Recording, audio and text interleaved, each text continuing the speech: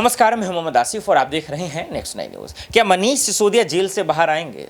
रामलीला मैदान से अरविंद केजरीवाल ने हुंकार तो भर दिया, हमलावर तो हो गए, और वहीं संजय सिंह भी जबरदस्त तरीके से हमलावर होते नजर आए। दर्शकों, ईडी सीबीआई को खेल को हम आप जानते हैं कि किस तरीके से जो है परेशान करते नजर आए। मोदी सरकार किस तरीके से विपक्ष को जो है चुन चुन कर जेल में डालती नजर आए, और यही एक आरोप संजय सिंह लगा रहे हैं। और अब खुल्लम खुल्ला कह रहे हैं मोदी सरकार की जांच कर लो, दम है तो। क्या कुछ कह रहे हैं संजय जी, जरा सुनिए। शुरू करें।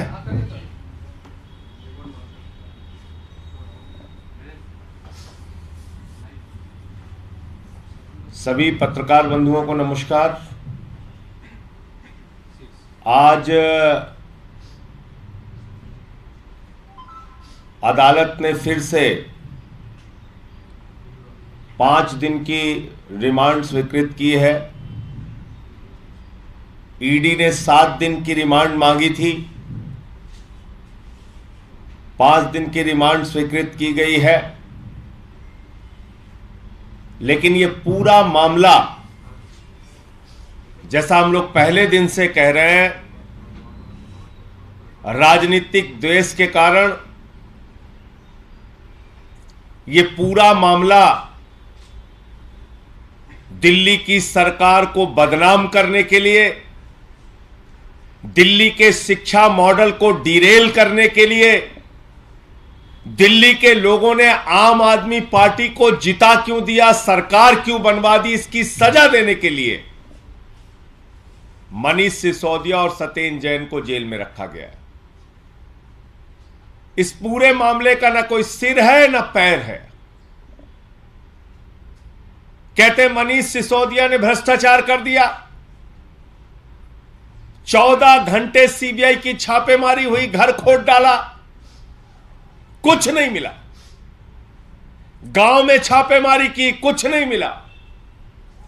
दफ्तर में छापेमारी की, कुछ नहीं मिला। बैंक के लॉकर को चेक किया, कुछ नहीं मिला।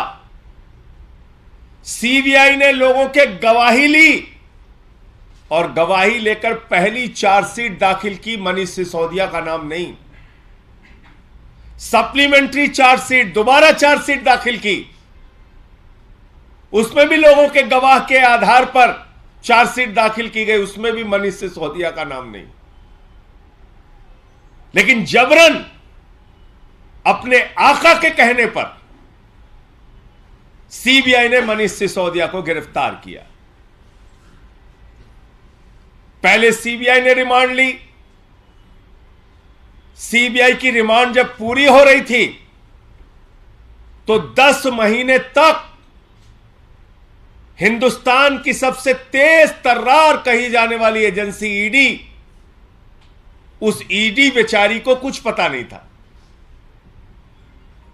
बेचारी ईडी इतनी भोली थी, उसको कुछ भी मालूम नहीं था। अचानक रातों रात जब मनीष सिसोदिया की सीबीआई के मामले में जमानत की याचिका की सुनवाई होनी थी, उसके एक दिन पहले ईडी आती है, वो कहती है हमको पूछताछ करनी है, हमें रिमांड दो। 7 दिन की रिमांड ले लिए, पूछताछ कर लिए, फिर आ गए, अभी और पूछताछ करनी है, रिमांड दो। आदरणीय नरेंद्र मोदी जी, आपको पूरा देश देख रहा है। एक ऐसा व्यक्ति जिसने दिल्ली के लाखों बच्चों को अच्छी शिक्षा देने के लिए अपना सब कुछ समर्पित कर दिया, दिन रात मेहनत की, जिन सरकारी स्कूलों में मकड़ी के जाले लगे रहते थे उनको एयर कंडीशन कमरों में तब्दील किया। 6 साल से लगातार इंटर का रिजल्ट सरकारी स्कूलों का प्राइवेट स्कूलों से बेहतरीन आया। बच्चे आईआईटी में सिलेक्ट हुए। पूरी दुनिया में एक शिक्षा मॉडल को प्रचलित किया। आपने उस मनीष सिसोदिया के साथ आतंकवादियों जैसा व्यवहार किया। यह देश इस बात को भूलेगा नहीं। 12-12 दिन की रिमांड ईडी की, 10-10 दिन की रिमांड सीबीआई की। कभी आपने सुना ऐसा आतंकवादियों के साथ भी व्यवहार नहीं किया जाता जैसा मनीष सिसोदिया के साथ व्यवहार किया जा रहा है। और तब जबकि कुछ नहीं निकला। भ्रष्टाचार किए होते तो कुछ तो सोना निकलता, संपत्ति निकलती, पैसा निकलता। कहां चला गया? तो इसलिए मैं यही कहना चाहूंगा भाजपाइयों को कि तुम्हारे अत्याचार को, तुम्हारे जुर्म को, तुम्हारी तानाशाही को, तुम्हारी गुंडागर्दी को, जांच एजेंसियों के दुरुपयोग को सारा देश देख रहा है। और मोदी जी, आपको इस देश की जनता ने देश का प्रधानमंत्री बनाया।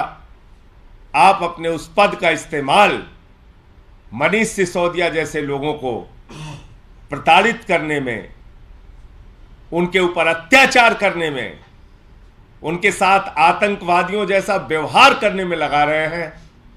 समय आने पर देश की जनता आपको जवाब देगी।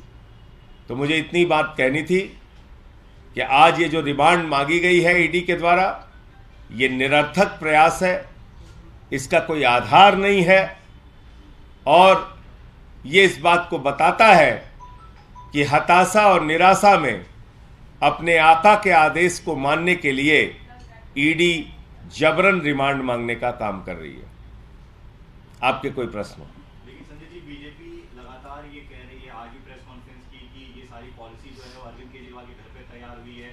उसमें आपका भी नाम जोड़ा है कि संजय सिंह, सत्येंद्र जैन, मनीष सिसोदिया सब मिलकर बना रहे थे पॉलिसी। सारा जो अधिकार था पैसा खाने का, देखो भाई, मैं तो आपसे कह रहा हूं कि मैं अडानी के घोटाले को खोलने में लगा हूं। अडानी के घोटाले को खोलने का काम जारी रखूंगा। आप लोगों के माध्यम से नरेंद्र मोदी जी तक अगर मेरी बात पहुंच रही हो तो मोदी जी कान खोलकर सुन लीजिए। अपने चेले अडानी को भी बता दीजिए, उसको भी बोलिए कान खोलकर सुन ले। अपनी पूरी की पूरी भारतीय जनता पार्टी और सारी जांच एजेंसियों को बता दीजिए, सब लोग कान खोल के सुन लीजिए। अडानी के घोटाले पर पूरे देश में आपको बेनकाब करूंगा। आपने महाघोटाला किया है, उसके बदले में आप और आपकी पार्टी और आपकी जांच एजेंसियां मुझे फांसी पे चढ़ाना चाहे तो चढ़ा दें, उसकी कोई चिंता नहीं है। और जहां तक मेरे अपने जीवन का सवाल है, पूरी ईमानदारी के साथ पूरा जीवन जिया हूं। आकाश से लेकर पाताल तक जांच कराओ, जितनी हिम्मत और जितनी एजेंसियां हैं तुम्हारी जांच कराओ। कुछ भी अगर मिल जाए तो भ्रष्टाचार के मामले में जो सजा लिखी हो उससे 10 गुना ज्यादा सजा दो, मैं कह रहा हूं। लेकिन अडानी के घोटाले पर छोड़ूंगा नहीं। कान खोल के पूरे देश के भाजपाइयों सुन लो, जितनी मन आए गालियां दो। भारत माता की संपत्तियों को लूटने का काम किया है तुम लोगों ने। लाखों करोड़ का कोयला लूटने का काम किया, गैस लूटने का काम किया, बिजली पानी सड़क को लूटने का काम किया, बैंकों को लूटने का काम किया, एलआईसी को, एसबीआई को लूटने का काम किया, सीपोर्ट और एयरपोर्ट को लूटने का काम किया। अडानी के जरिए तालिबान से ड्रग्स मंगाकर इस देश को बदनाम और बर्बाद करने का काम तुमने किया है। ये बात एक नहीं 1000 बार तक बोलता रहूंगा, अंतिम सांस तक बोलता रहूंगा। और ऐसी बंदर घुड़कियां मैंने राजनीति में बहुत देखी है। ये भाजपाई बच्चों से मैं कहना चाहता हूं, ऐसे मत खेलो मेरे साथ। ऐसे बहुत मैंने बंदर घुड़कियां अपनी जिंदगी में देखी है। जितना दम है सारी एजेंसियों को लगाओ, लेकिन अडानी के घोटाले पे छोड़ूंगा नहीं।